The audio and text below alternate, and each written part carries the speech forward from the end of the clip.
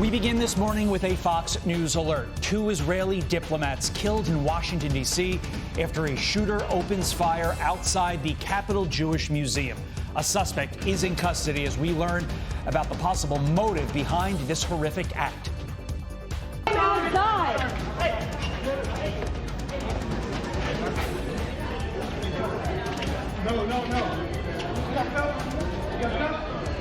Free Palestine!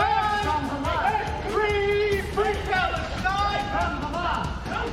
Free Palestine! The shooting happening less than a mile from Washington's FBI building and less than 10 minutes from the White House. But officials say there is no active threat to the Capitol and a multi-agency investigation is underway. You're watching Fox and Friends First here on a Thursday morning. I am Todd Pyro. And I'm Carly Shimkus. Also this hour, we are watching House lawmakers get one step closer to passing the president's agenda. We will have reports from the Capitol throughout the hour. But first to that horrific tragedy in Washington, D.C. Lucas Tomlinson is live in Washington with the very latest. Hi, Lucas. Well, good morning, Carly and Todd. A young Israeli couple who worked at the Israeli embassy here in Washington were shot and killed near the Capitol Jewish Museum, not far from the U.S. Capitol, by a gunman, as you just heard, who yelled, "Free, free Palestine," after the shooting. It took place last night around 9 p.m. Condolences have been pouring in from the Israeli government as well as the Trump administration. The Israeli ambassador to the United States says the male victim had recently purchased a ring with the intention of proposing to his girlfriend next week in Jerusalem. The ambassador said they were just wanted to enjoy an evening in Washington's Cultural Center. Now, here are the victims, Yaron, Lischinsky, and Sarah Milgrim. The Israeli embassy posting this tribute saying they were our friends and colleagues. They were in the prime of their lives. This evening, a terrorist shot and killed them. Here's D.C.'s police chief earlier. He approached a group of 4 people, produced a handgun, and opened fire, striking both of our decedents. After the shooting, the suspect then entered the museum and was detained by event security. Once in handcuffs, the suspect identified where he discarded the weapon, and that weapon has been recovered, and he implied that he committed the offense. The suspect chanted, "Free, free Palestine," while in custody. And Israeli Prime Minister Benjamin Netanyahu posting, "My heart aches for the families of the beloved young man and young woman whose lives were abruptly cut short by a despicable anti-Semitic murderer. I've instructed to strengthen security arrangements at Israel's missions worldwide and the protection of the state's representatives." Here's Israel's ambassador to the United States on the shooting. The couple that was gunned down tonight in the name of Free Palestine. It's a young couple about to be engaged. The young man purchased a ring this week with the intention of proposing to his girlfriend next week in Jerusalem. Together we won't be afraid, together we'll stand, and we're going to overcome moral depravity of people who think that they're going to achieve political gains through murder. And President Trump posting, "These horrible D.C. killings based obviously on anti-Semitism must end now. Hatred and radicalism have no place in the USA. Condolences to the families of the victims. So sad that such things as this can happen. God bless you all." And FBI Deputy Director Dan Bongino says the shooting happened a short distance from our Washington field office. Our FBI police officer assigned to the external post on the WFO property immediately responded and rendered aid after the attack. Early indicators are that this is an act of targeted violence. And a colleague of the victims, a spokeswoman at the Israeli embassy, posted a short time ago saying yesterday morning she was laughing with Yaron and Sarah. Instead of walking them down the aisle, they're walking with them to their graves, guys. Wow. Just horrible. Lucas Tomlinson, what a post. Thank you, sir. Thank you, Lucas. All right, let's bring in former FBI agent Rob D'Amico. And Rob, throughout the course of this hour, we're going to be looking at this horrific killing from a number of perspectives. With you, obviously, we want to focus from the law enforcement perspective. Was it simply a matter of time that the violent anti-Semitic rhetoric that we have seen festering in this country over the last 2 years escalated to murder?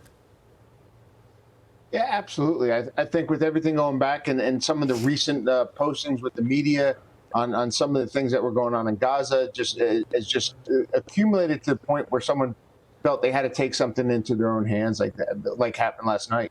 Yeah, well, as we try and piece all of this together, Rob, here's one eyewitness account of what he saw. When the cops actually came in, he said, "I did this." He said, "Sir, I'm unarmed." He put his hands up. He grabbed a red keffiyeh out of his pocket and started the Free Palestine chants. You know, there's only one solution, Intifada revolution. And he was being dragged out of the building as he was yelling Free Palestine, and he kept yelling Free Palestine. Does it sound to you like this suspect wanted to kill anybody coming out of the Capitol Jewish Museum, or do you think he went there targeting these two individuals specifically? I don't think it was a target of these two specifically. I think he knew an event was being held there, and that anyone would come out would be either Jewish or associated with Israel. So he just walked up to the first ones he saw. He was out there, seen out there pacing, knowing that someone was going to be coming out soon, and then just took it upon him that these two happened to be, unfortunately, the targets. I think anyone who came out in his path to begin with was going to be shot. Rob, the museum where these killings took place recently reported security concerns. But in reality, could anything have been done to prevent what I'm going to call a rogue actor from committing a killing like this? It's really tough. I've actually done security for a network that protects Jewish enclaves and buildings and meetings and stuff.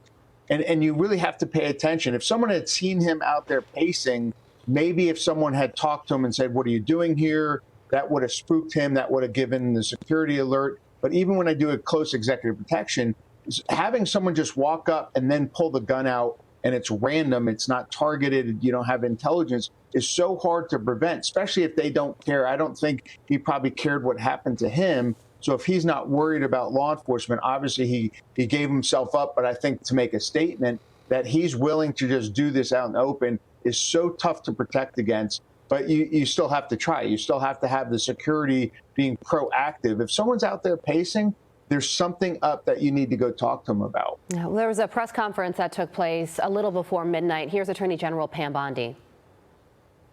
State, local, and federal agencies and our great U.S. Attorney, Jeanine Pirro, who will be prosecuting this case, will be doing everything in our power to keep all citizens safe. We have the FBI, all of our federal agencies will work hand in hand with you, Chief, as we have done, and you, Mayor, to do everything we can to keep our citizens safe. We will follow the facts, we will follow the law, and this defendant, if charged, will be prosecuted to the fullest extent of the law. To the fullest extent of the law. And we also learned during that press conference that the suspect was not known to police, although a deeper dive into his background needs to be done. Could this shooting have ties to terrorism? I think it is terrorism. I think just the definition of terrorism, he did something to either people to understand his cause, to put fear in the governments and people. So it's absolutely terrorism. There are no domestic terrorism laws. There's hate laws that I think are going to come into this. I think that's what the FBI is going to be working. This is a DC homicide case, but the hate laws are going to be worked by the FBI, and then they'll form the prosecution when they come up with both and those, Rob, by that I meant tied to, orchestrated, paid for by Hamas or Iran, and I'm sure that will come out in this investigation. Yes, absolutely. That's what the FBI is going to be looking at. Was he encouraged? Was he provided funds? Was he tasked to do this by someone else? And that's going to come out on his electronics, his phone, his computer, all the, the text that they're going to start looking at. Was there someone behind it? There could also be, even if it's not a terrorism, there could be conspiracy with the hate crime. So if someone was prodding him on just the hatred alone, those can tie to the hate crimes too. Not with the murders, they can look at it. But so there's going to be a complex side on the FBI, even though the murder, I think, is a plain, this is what happened. He admitted it. He showed where the weapon was. But the complexity is going to come into who and what were behind this, if any. Rob, before we let you go, are you concerned that these killings will serve as some sort of an inspiration to more radicalized lunatics to take their anti-Semitism to the next level? Yeah, we see it in a lot of shootings, school shootings and other ones. And some of it they call it copycat, but I don't know if it's quote copycat. I think someone is also thinking about this. There's a lot of people out there probably thinking about this. If they like what the results were, if they like the press it gets, if they like how he got to say these things before he's arrested, that may spur them to do it. And there's plenty of opportunities for them to. So I do hope that security goes up in a lot of areas, because I think there is the possibility, high possibility, that someone could, in fact, do this based on this, seeing it in the results. A horrific scene unfolding just a few minutes outside the White House. Two Israeli staffers set to be married, murdered by somebody who allegedly shouted, "Free Palestine." Sickening indeed. Rob, thank you so much for joining us. A Fox News alert: lawmakers are reacting after two Israeli embassy staff members were killed in Washington, D.C. The suspected shooter has been arrested after opening fire outside the Capitol Jewish Museum. Brooke Singman joins us now from Washington with the details. Brooke. Yeah, guys, messages pouring in for the victims, with Secretary of State Marco Rubio condemning the shooting, saying this was a brazen act of cowardly anti-Semitic violence. Make no mistake, we will track down those responsible and bring them to justice. House Speaker Mike Johnson saying overnight that they are monitoring the situation as more details become known and lifting up the victims' families in our prayers. And Senator Chuck Schumer called the shooting sickening, describing it as a horrific instance of anti-Semitism. House Minority Leader Hakeem Jeffries weighing in, writing in part, quote, "Anti-Semitism has no place in our nation, and its rise must be urgently crushed by people of goodwill across America and throughout the world." And overseas, Israeli President Isaac Herzog says he's, quote, devastated by what he is calling a despicable act of hatred. He also writes, quote, "America and Israel will stand united in our defense of our people and our shared values. Terror and hate will not break us." Israeli Prime Minister Benjamin Netanyahu says he's instructed Israeli missions around the world to ramp up their security. He says, quote, "We are witnessing the terrible price of anti-Semitism and wild incitement against Israel. The blood libels against Israel are costing blood and must be combated to the bitter end." Ambassador to Israel Mike Huckabee also reacting. Listen. In Israel this morning, there is just a distraught spirit as the Israelis are seeing their own people murdered by terrorist acts, serving in our nation's capital. It's not what they need right now. It's not what any of us need. It certainly heightens an already tense situation. It reminds people that Jews are being targeted around the world, and this is just very sad and sick. Washington's assistant FBI director says the agency will investigate the shooting as a possible act of terrorism. Guys. All right, Brooke Singman live for us in Washington. Brooke, thank you. Let's bring in Florida Congressman Randy Fine, who is one of just 4 Jewish American Republicans in Congress. Congressman, good morning to you. There's a woman named Katie Kalischer. She was a witness to this arrest. She's going to be on Fox and Friends later this morning. And last night she filmed what she saw. Listen to this. Outside.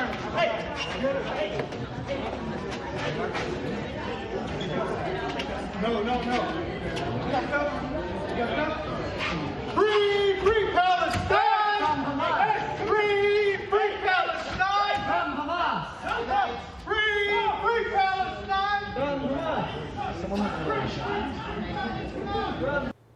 And this could understandably strike fear into the Jewish American community across the country.